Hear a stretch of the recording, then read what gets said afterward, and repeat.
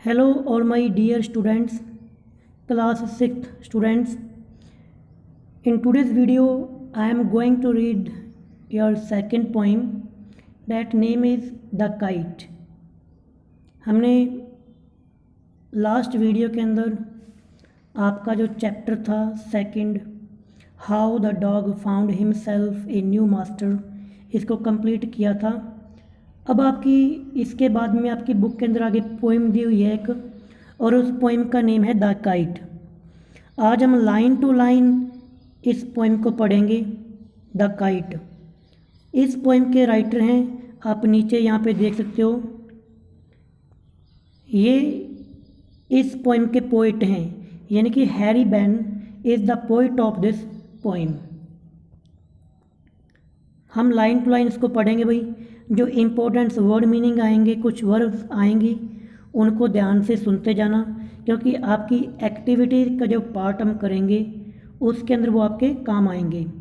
तो अब हम शुरू करते हैं line to line. All of us like to fly kites.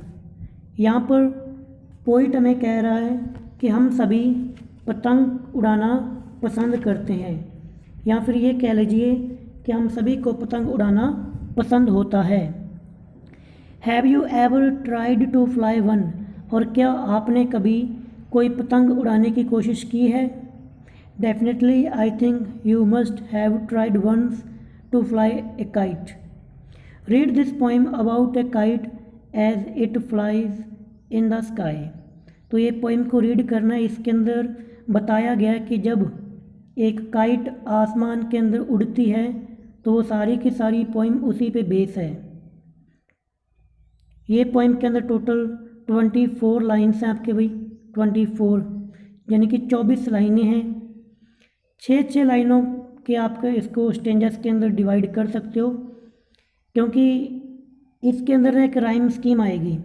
अब ये राइम स्कीम क्या होती है, मुझे पता है कि आपके लिए न्यू थिंग है, क्योंकि ये बड़ी क्लासों के अंदर ये इसके बारे में पूछा जाता है। राइम स्कीम ये होती है कि जब पोइम की जो लाइनें होती है उसके लास्ट के जो वर्ड मीनिंग है उनका साउंड मैच करता है। जैसे आप इसकी फर्स्ट 2 लाइन्स देखिए, पीछे मीनिंग आ रहा है, एक वर्ड आ रहा है ना ब्लू, और सेकंड लाइन में आ रहा है न्यू, तो दोनों वर्ड का साउंड मैच कर रहा है, ब्लू न्यू। ये जो लास्ट के जो वर्ड हैं इनका जब साउंड मैच करता है, this is called rhyme scheme. इसको राइम बोला जाता है, ठीक है, राइम।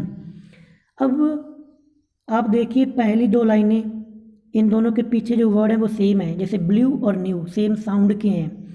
इसके बाद में जो 2 लाइन्स हैं और इसके बाद में जो 2 लाइन्स हैं, यानी टोटल 4 लाइन्स, टोटल 4 लाइन्स। ये देखिए मैंने आपको स्क्रीन पे दिखा दिया। अब ये पूरा 6 लाइनें आ गई, ठीक है।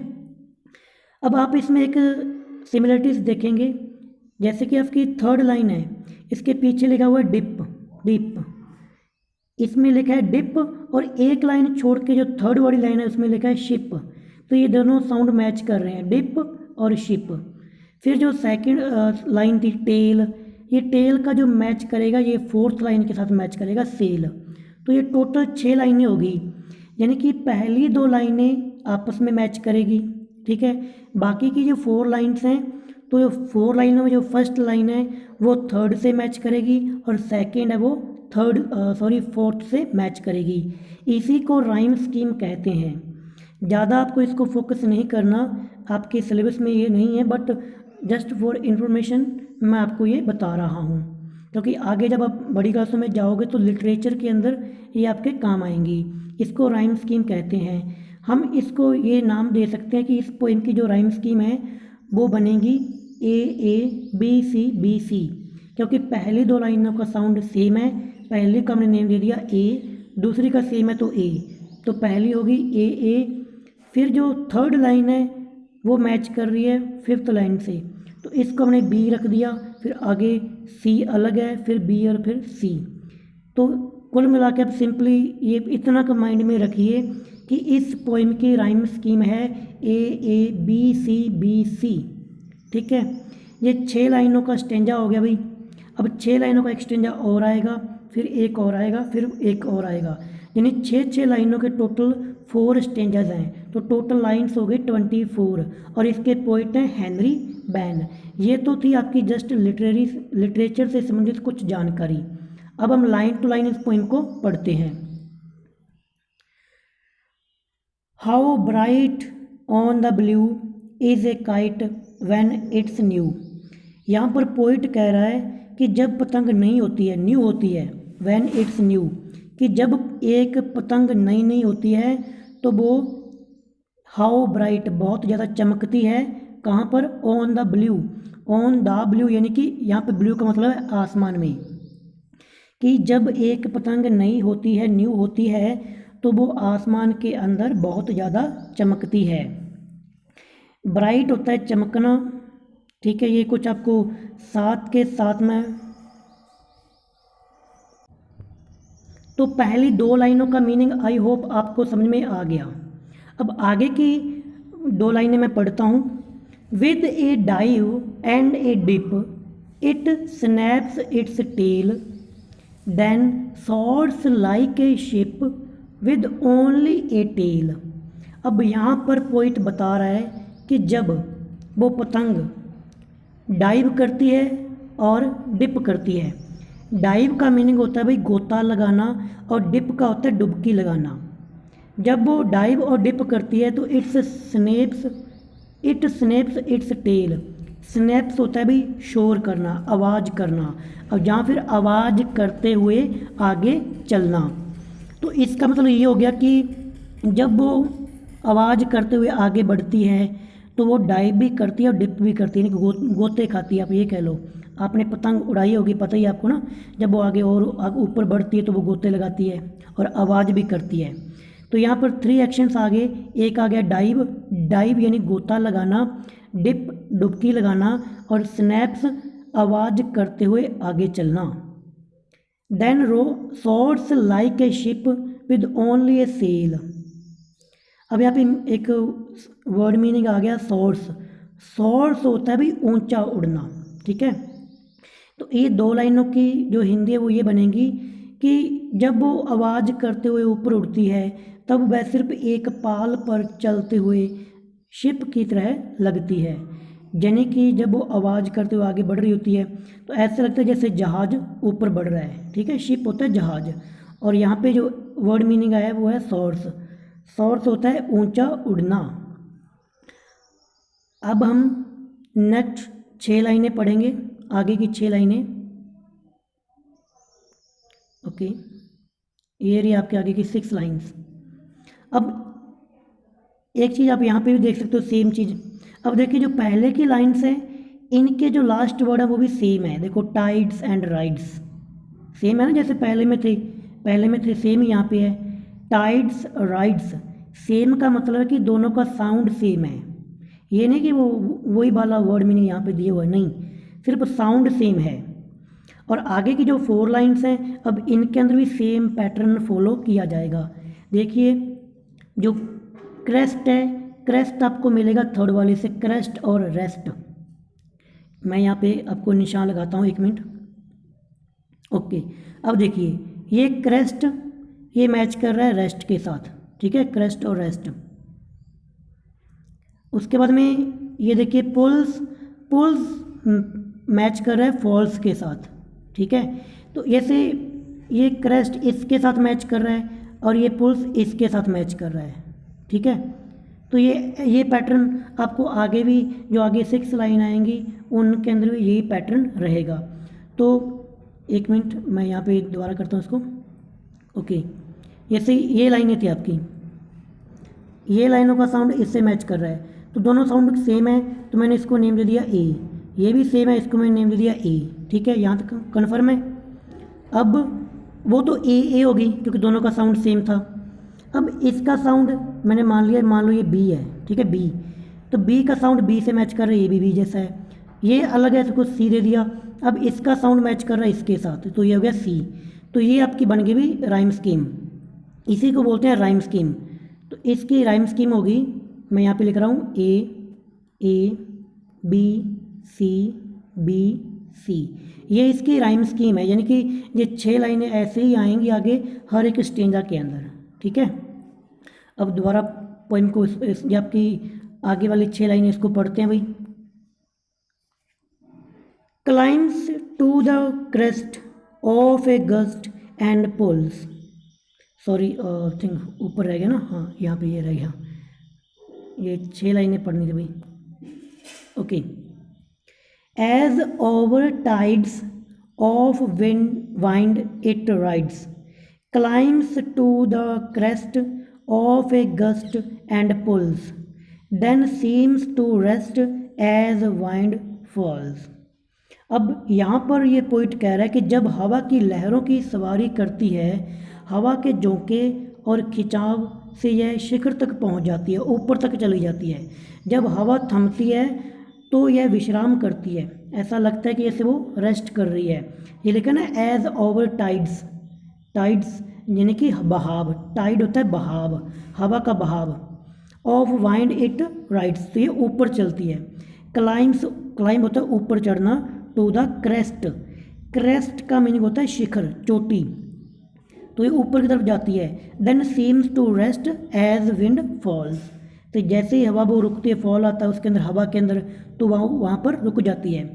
अब आप इसको ये समझिए कि आपने पतंग उड़ाई होगी, जब हवा आती है तो ये ऊपर उड़ती है ना, ऊपर शिखर तक जाती है, फिर जैसे हवा रुक जाती है वो वहीं पर पतंग भी रुक जाती है। तो ये था आपका सेकंड स्टेंजा। अब आगे वाले में देखते हैं भाई, आगे की 6 लाइनें। ओके, अब मेरे को दोबारा यहाँ पे वो लिखने की ज़रूरत नहीं है, अब आप इसकी राइम स्कीम देख लीजिए, मैच करेगी। जैसे कि चलो थोड़ा सा निशान मैं लगा देता हूँ भाई, 1 मिनट। ओके, यहाँ पे देखिए, इसके अंदर देखिए भाई, स्लैक बैक दोनों मैच कर रहे हैं। इसको मैंने ए नेम दे दिया, इसको भी ए, क्योंकि दोनों मैच कर रहे हैं। फिर है अनटिल, इसका है फिल, अनटिल और फिल दोनों सेम है, ये बी और ये भी बी। इसके बाद में ये था ब्लॉज और यहाँ पे गोज, ये दोनों सेम है, इसको सी और इसको सी, बन गई rhyme scheme A B C, तो ये इसकी राइम स्कीम हो गई। अब हम इसको पढ़ेंगे भाई, इसकी 6 लाइनें।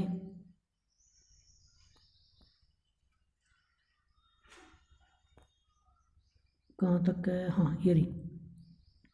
ओके, ये 6 लाइनें हमको पढ़नी है।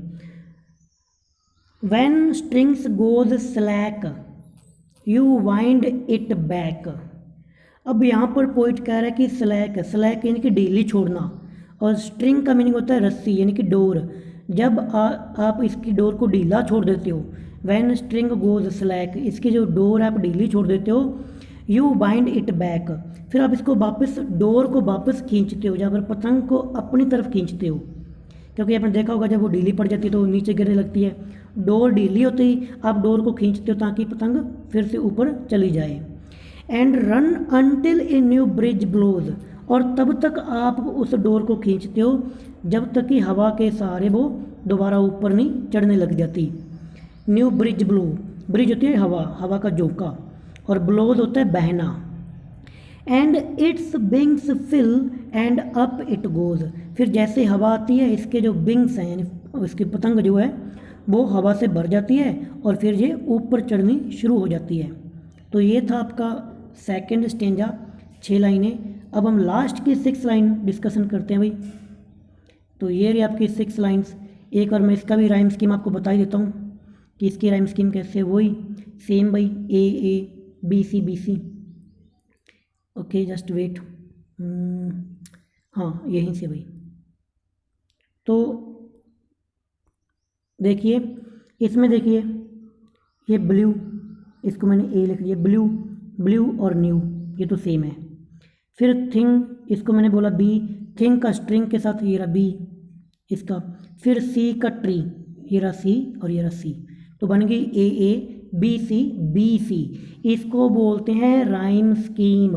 अगर कोई आपको पूछे कि आपकी जो पोइम है द काइट, इसकी राइम स्कीम क्या है, तो आप ये बता सकते हो। तो लास्ट की ये 6 लाइनें हम डिस्कस करते हैं भाई। How bright on the blue is a kite when it's new, ये तो दोबारा फिर वही लाइन आ गई कि जब पतंग नहीं होती है, आसमान में उड़ती है तो बहुत ज़्यादा चमकती है। बट ए रेगिडर, रेगिडर भाई रेगिडर होता है बहुत अधिक बदसूरत, यहाँ पर बद्दा। बट ए रेडिगर thing you never will see, कि एक बहुत ही बुरी सी यहाँ पे बद्दी सी एक चीज़ होती है।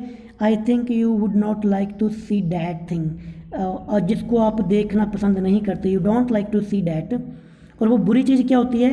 When it flaps on a string in the top of a tree, कि जब कोई पतंग फ्लैप्स होता भी फड़फड़ाती है। When its flaps on a string, जब ये एक डोर के सहारे, जो डोर की किसी पेड़ के अंदर फंसी हुई है उसके सहारे हवा में फड़फड़ाती है। यानी कि कुल मिलाकर जब वो पतंग टूट जाती है, कट जाती है, या डोर छूट जाती है, फिर अपने यहाँ से वो पतंग चली जाती है, तो वो हमें देखना पसंद नहीं होता। तो ये थी आपकी पूरी की पूरी पोइम भाई, हमने इसको पूरा रीड कर लिया। ठीक है, बस मेन जो चीज़ आपके काम की जो बहुत ज़्यादा इम्पोर्टेंट आपके लिए, वो तो यही है कि राइम स्कीम इसकी है ना, और इसके राइटर का नेम भाई हेनरी बैन। अब हम इसकी जो एक्टिविटीज़ हैं, जो क्वेश्चन आंसर हैं, ज़्यादा नहीं है, बहुत ही थोड़े से हैं, तो हम इनको यहीं पे इसी वीडियो के साथ डिस्कस कर लेते हैं भाई, अलग से वीडियो की कोई ज़रूरत नहीं है। तो देखिए पहली एक्टिविटी में क्या दिया हुआ है, आपको यहीं पे फिलअप करना है, नोटबुक में नहीं लिखना। A list out the actions word in the poem, dive, dip, snap, find out the meaning of these words. तो ये यहाँ पे कह रहे भी कुछ इसके अंदर एक्शंस आए थे। एक्शन को आप ये समझिए कि वर्ब आई थी ना, जैसे गो होता है जाना, कम होता है आना, ना स्पीक बोलना, टेल बताना, वैसे यहाँ पे कुछ एक्शंस आई थी, यानी कि वर्ब आई थी। वो वर्ब आपको यहाँ पे ढूंढ कर लिखनी है, यानी कि यहाँ पर कुछ एक्शंस उसने लिख दिए भाई, जैसे डाइव लिख दिया, डिप लिख दिया, स्नैप लिख दिया। ऐसे ही कुछ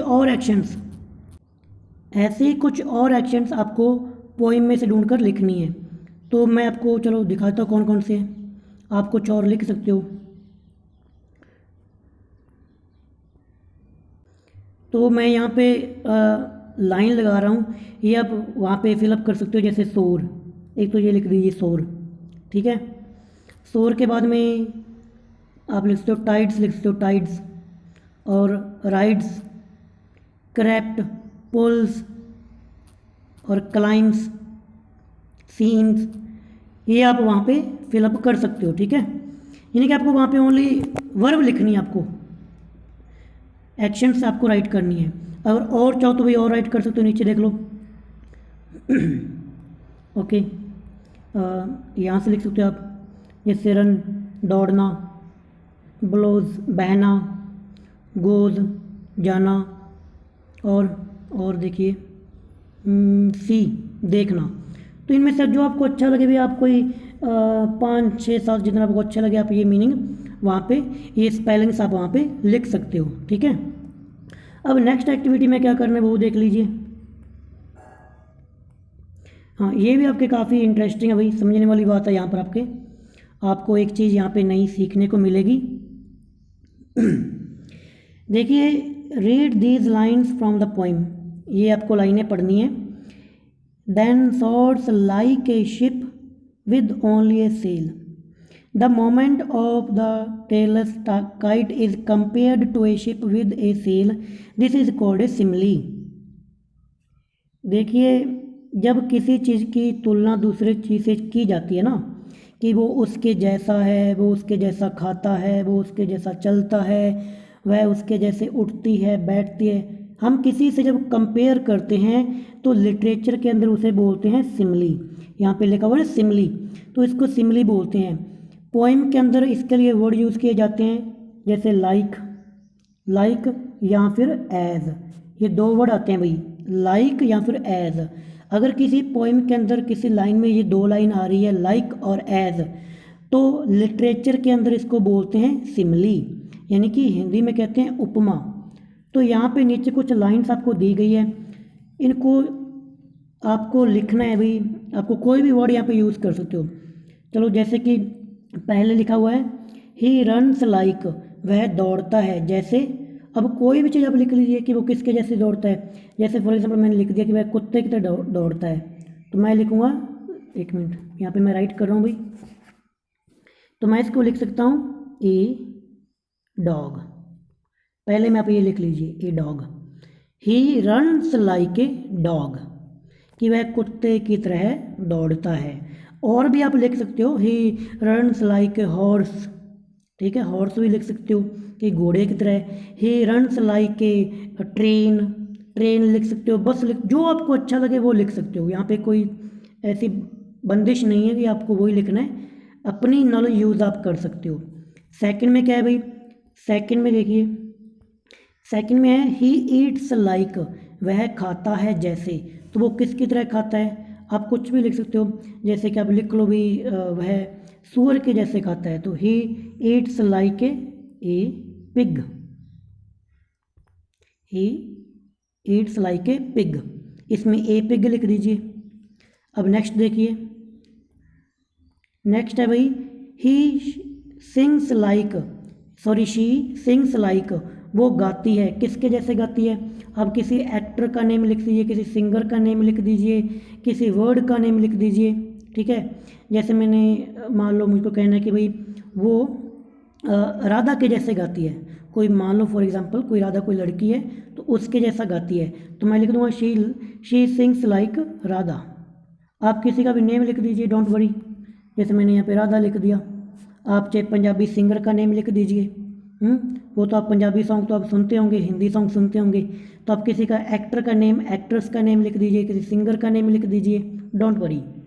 क्योंकि ये जस्ट एक्टिविटी है भाई, इसमें ये नहीं होता कि जो आपको गाइड में दिया गया, आपकी बुक में दिया वही करना है, नहीं, आप अपनी नॉलेज यूज़ कर सकते हैं। यहाँ पर हमें जो समझाने वाली बात वो ये है कि सिमिली क्या होती है, मेन जो चीज़ है वो सिमिली के बारे में कि सिमिली क्या होती है। अब नेक्स्ट चलो ये भी फिलअप कर लीजिए, इट शाइन्स लाइक, यह चमकता है, किसके जैसे चमकता है, आप गोल्ड लिख सकते हो, it's shine like gold, gold यानी कि सोना, ये सोने के जैसे चमकता है। अगर गोल्ड नहीं लिखना तो आप लिख सकते हो भी जैसे सन के जैसे चमकता है, इट शाइन्स लाइक द सन, सन यानी सूरज, वो सूरज के जैसे, यह सूरज की तरह चमकता है। अब इसके बाद में भाई जो आगे है, अब ये लास्ट वाला भी कर लीजिए भाई, जैसे इट फ्लाइज लाइक, यह उड़ता है। अब उड़ने के जैसे आप कह सकते हो काइट या फिर बर्ड, तो आप लिख लीजिए, आप लिखिए काइट, काइट, काइट, ठीक है। आप ये भी लिख सकते हो ए वर्ड, वर्ड यानी पक्षी, कि ये पक्षी की तरह उड़ता है।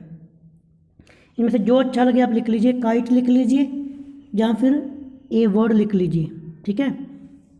तो भाई इसके अंदर लास्ट में जो थर्ड नंबर पे है वो है try to make a kite with your friends, collect the things required such as colour paper, newspaper, thread, glue, a thin stick that can be bent. After making the kite see if you can fly it. तो ये तो activity friends आप ही कर सकते हो। इसमें ये बोला गया कि आप घर पे ये सारी चीज़ें लीजिए, पेपर वगैरह, तीलियाँ वगैरह, धागा, ग्लू और एक तीली जो बेंट की जा सके, है ना। तो इसका वो एक पतंग बनाना है और पतंग को उड़ाना है। आई होप और काम आप कुछ करें ना करें, ये तो आप ज़रूर करेंगे। तो अब मिलते हैं आपकी नेक्स्ट वीडियो में। नेक्स्ट वीडियो के अंदर आपकी एक बहुत ही इंटरेस्टिंग स्टोरी आने वाली है, थर्ड चैप्टर तारों का इनाम। तो तारों का क्या इनाम है ये तो हम नेक्स्ट वीडियो के अंदर देखेंगे, नेक्स्ट चैप्टर में देखेंगे। अगर वीडियो अच्छी लगी हो तो लाइक कर दीजिए, चैनल को सब्सक्राइब कर लीजिए। अब मिलते हैं नेक्स्ट वीडियो में, तब तक के लिए बाय बाय।